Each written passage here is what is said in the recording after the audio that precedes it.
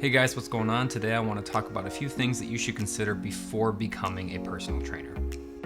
So the first thing I want to touch on is that there's a difference, a big difference between just being passionate about fitness, being enthused about fitness, and being a personal trainer.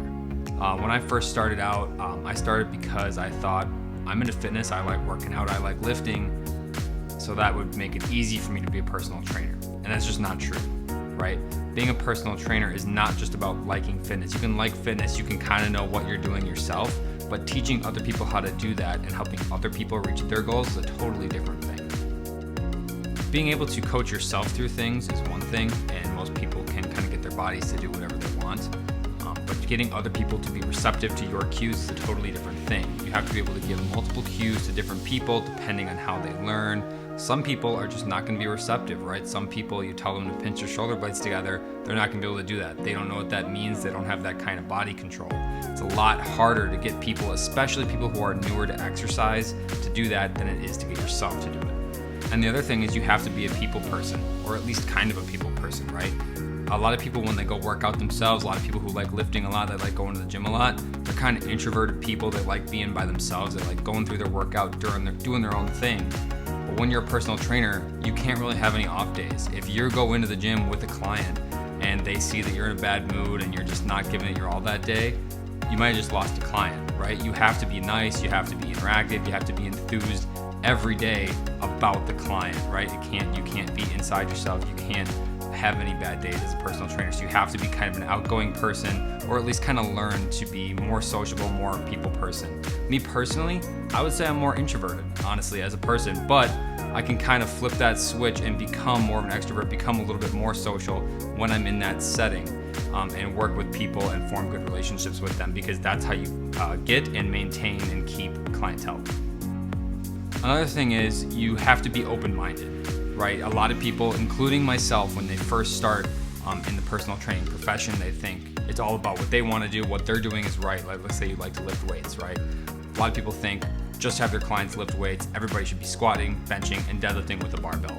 That's not the case. You have to be willing and able to adjust, learn about different modalities of fitness, learn about some mobility, learn about stretching, learn about cardiovascular endurance, learn about anaerobic capacity, all this stuff, because not everybody is A, going to be able to do that stuff, or B, want to do that stuff. You need to be able to customize it to your client's goals and not be fixated only in what you want to do, which is a trap that a lot of personal trainers fall into, myself included.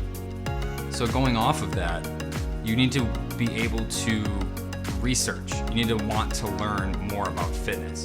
There is a ton of information about different modalities, different cueing techniques, different strategies for stretching, different strategies for mobility, different core strength, different cardiovascular attacks. All this different stuff you can learn about. You need to be willing and able to further your knowledge. You need to be genuinely interested in it, because if it's a chore for you to learn about something new, especially in the world of fitness, right? It's going to be hard for you to be the best personal trainer you can be, to learn new things that are going to be able to help you help your clients more, and that's going to inhibit you in how well you can service them. You really need to understand fully that even when you become a personal trainer, there's lots of classes you can take to prepare you for the test. You have to pass an exam, right, to get certified as a personal trainer. But that's not where it ends, right? That's a very, very base level of knowledge that you need to kind of help people. And a lot of it is kind of interpersonal based, at least based on what I've seen. I'm ACE certified, so a lot of that's interpersonal based, not necessarily like practical applications of like anatomy or physiology or anything like that. So you have to understand that you're gonna have to learn more once you become a personal trainer. Your learning doesn't stop. In my opinion, the bar to become a personal trainer, to get certified at the base level, is very low.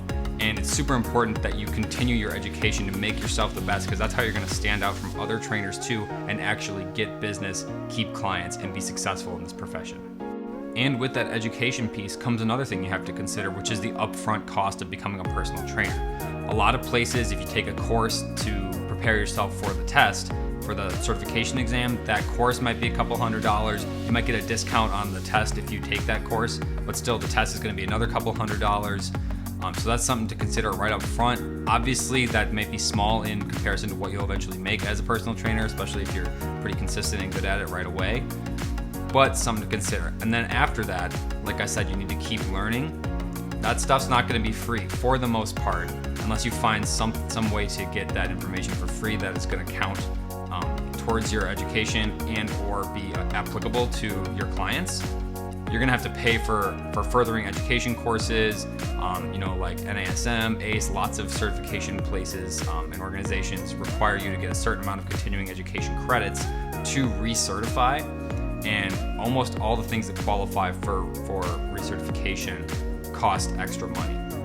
One way that I've found, pro tip, is that if you're in college, you're taking some sort of applicable class. Like, for example, I took an exercise physiology course that I got above a C in that class, and that counted towards all my CECs for ACE in particular. I think other organizations do that, I'm not sure.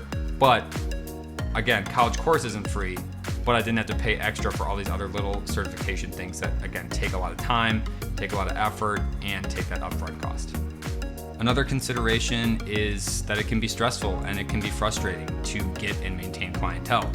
You can be looking for clients, you can be trying to market yourself on social media for weeks, months, maybe even years, and only get a few clients. Maybe they're kind of sporadic. It can be really frustrating, and you have to be able to, not get frustrated and learn how to market yourself as a trainer, something that I'm getting better at right now personally.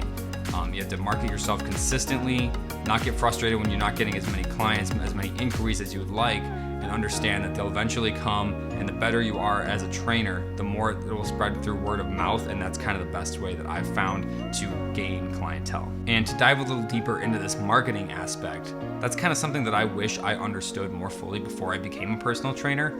Most places you work as a personal trainer, because most of the time you're going to be independent. Even if you work through a gym, it's still going to work this way. You need to obtain your own clients. Most gyms or companies that you work for aren't just going to give you clients. You have to sell yourself. You have to either go out to people in the gym, you have to use social media, you have to put out flyers, whatever it is. You have to gain clients. You got to find some creative ways to bring people into you. And then once you have them, that's the most important thing, is holding on to them and giving them the best service you possibly can. Because like I said, word of mouth is one of the best ways it's going to spread. But you have to understand there's a whole marketing aspect to personal training. It's not just the training. That's a big part of it. Obviously, you need to be good at that. But you also have to understand you're going to have to be good at marketing yourself, selling yourself, getting people in the door so that you can take advantage of your skills as a personal trainer, get them to stay, bring people more in that way. And then also kind of going off that, you're going to have to understand that your hours are probably not going to be great, right? A lot of times as personal trainers, we might have a client from 6 to 7, and then 7 to 8, and then 8 to 9. And then we might not have another client until 1 p.m. And you might have another one 3 to 4, 4 to 5, right? You might be super spread out. You might get really irregular hours. And you get good at grouping clients as much as you can, but it's difficult to kind of cluster all your clients together unless you're working through like some sort of box gym where they structure their sessions all back to back. But if you're an independent personal trainer working as an independent contractor, it might be really difficult to get a solid schedule down where you're there, let's say 9 to 5 every day. It's probably not going to happen. It can, but you have to be willing and able to adjust your schedule, be flexible, and understand you're probably not going to get those solid, consistent hours. And one more little thing, usually this isn't really a problem for people who want to become personal trainers, but as a personal trainer, somebody who's helping people reach their fitness goals, you kind of have to look the part. You kind of have to stay fit. You have to keep yourself in good shape.